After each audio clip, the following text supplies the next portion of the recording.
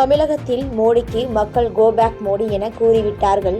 இதனை வலு சேர்க்கும் விதமாக நாடாளுமன்றத்தில் ஷட் அப் மோடி என்று முழங்க உள்ளோம் என திமுக மத்திய முன்னாள் அமைச்சர் ஆ. ராசா தெரிவித்துள்ளார். சென்னை கொருக்குப்பேட்டை ஜே நகர் மெயின் தெருவில் திமுக இளைஞரணி சார்பில் மத்திய அரசை கண்டித்து கண்டன பொதுக்கூட்டம் நடைபெற்றது. ஆர். நகர் சட்டமன்ற உறுப்பினர் ஜே எபினேசர் தலைமையில் நடைபெற்ற இந்நிகழ்ச்சியில் நாடாளுமன்ற உறுப்பினரும் திமுக கழக துணை பொதுச் செயலாளருமான ஆ. ராசா கலந்து கொண்டு கண்டன உரையாற்றினார். அப்போது பேசியவர், இந்தியை மீண்டும் கொண்டு வருவதன் மூலம் சமஸ்கிருதத்தை கொண்டு அதன் மூலம் ஜாதியை கொண்டு வந்து மக்களின் வளர்ச்சியை தடை செய்வதே மத்திய அரசின் திட்டமாக உள்ளது என்று விமர்சித்து பேசினார். மேலும் தொடர்ந்து பேசியவர், தமிழகத்தில் மோடிக்கு மக்கள் கோ பேக் மோடி என கூறியுள்ள நிலையில் இதனை வலு சேர்க்கும் விதமாக நாடாளுமன்றத்தில் ஷட் அப் மோடி என்று முழங்க உள்ளதாக தெரிவித்தார்.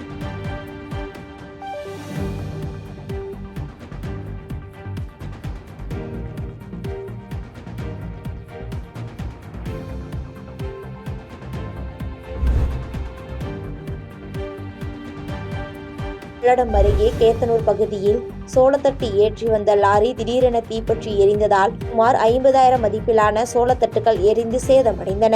திருப்பூர் மாவட்டம் பல்லடம் கேத்தனூர் பகுதியில் சிவகுமார் என்பவரின் தோட்டத்தில் இருந்து சுமார் 50,000 ரூபாய் மதிப்பிலான சோளத்தட்டுகளை ஏற்றிக்கொண்டு லாரி ஒன்று தோட்டத்தில் இருந்து வெளியே வந்து கொண்டிருந்த போது திடீரென தீப்பற்றி எரிந்தது. பின்னர் தகவல் அறிந்து வந்த தீயணைப்புத் துறையினர் சுமார் 2 மணி நேரத்திற்கு மேலாக தீயை போராடி கட்டுக்குள் கொண்டு வந்தனர். இருப்பினும் லாரியில் ஏற்றிக்கொண்டு வந்த சுமார் 50,000 ரூபாய் மதிப்பிலான சோளத்தட்டுகள் முழுவதுமாக தீயில் கருகியது.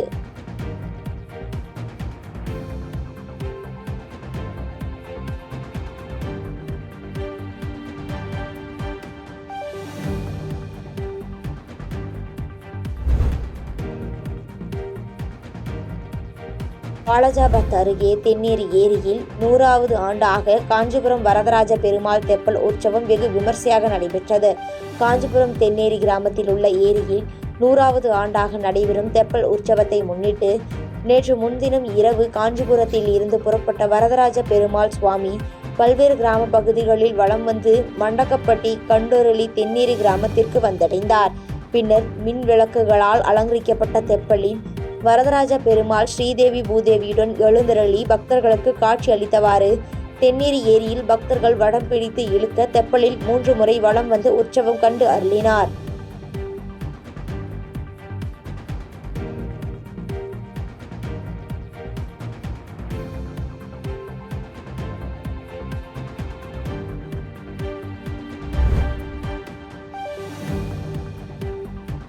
பெரம்பலூர் அருகே குரும்பலூரில் வெறிநாய்கள் கடித்ததில் 4 ஆடுகள் உயிரிழந்துள்ள சம்பவம் சோகத்தை ஏற்படுத்தியுள்ளது. பெரம்பலூரை அடுத்த குரும்பலூர் பேரூராட்சி இருளர் காலனி பகுதியில் வசித்து வரும் வீரமணி என்பவர் தனது ஆட்டு மந்தையில் 15 ஆடுகளை வளர்த்து வருகிறார். இந்நிலையில் நேற்று இரவு ஆட்டு மந்தையினுள் நுழைந்த வெறிநாய்கள் ஆடுகளை கடித்து குதறியதாக கூறப்படுகிறது. இதனால் சத்தம் கேட்டு ஓடி வந்த வீரமணி மற்றும் அருகில் இருந்தவர்கள் நாய்களை துரத்தி சென்று பார்த்தபோது ஒரு ஆட்டுக்குட்டி உட்பட 4 ஆடுகள் பரிதாபமாக உயிரிழந்தன. ஏற்கனவே வெறிநாய்கள் தொல்லை இருப்பதாக அப்பகுதியினர் பேரூராட்சி நிர்வாகத்திடம் முறையிட்டும் நிர்வாக முறையாக கண்டுகொள்ளாமல் போனதே இந்த உயிரிழப்பிற்கு காரணம் என பொதுமக்கள் குற்றம் சாட்டியுள்ளனர்.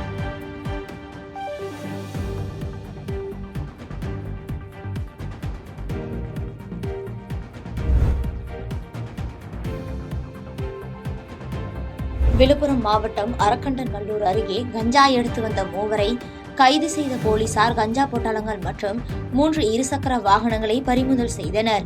விழுப்புரம் மாவட்டம் அரக்கண்டநல்லூர் அருகே போலீசார் வாகன சோதனையில் ஈடுபட்டுக் கொண்டிருந்தனர். அப்போது அவ்வழியாக வந்த இருசக்கர வாகனங்களை நிறுத்தி சோதனை மேற்கொண்டதில் அதில் கஞ்சா இருப்பது கண்டுபிடிக்கப்பட்டது. பின்னர் கஞ்சா கடத்தி வந்த 3 கைது செய்த போலீசார் அவர்களிடம் இருந்து 1 கிலோ எடை கொண்ட கஞ்சா பொட்டலங்களை பறிமுதல் செய்தனர். மேலும் அவர்கள் கஞ்சா கடத்தி வந்த இருசக்கர வாகனங்களையும் பறிமுதல் செய்தனர்.